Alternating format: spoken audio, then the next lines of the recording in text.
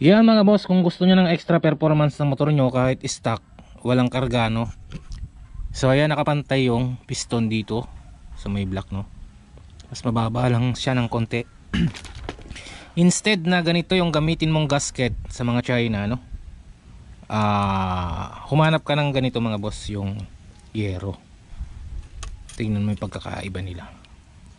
Yan, ito makapal kasi mga boss, yung pang CG150 makapal siya, no?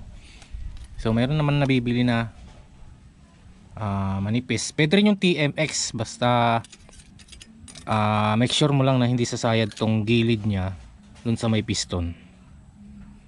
Binabawasan ko to mga boss, itong bilog na to. So tingnan mo, ito yung ikakabit ko kahit luma na siya. Kasi manipis, ano?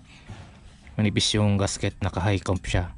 Kung ito naman kasi yung ilalagay mo, maglo-low comp yung motor mo. So mababawasan yung compression, ano? Ngayon mga boss, kapag nag-low comp kasi yung motor mo, mababawasan yung compression nya dito. So okay.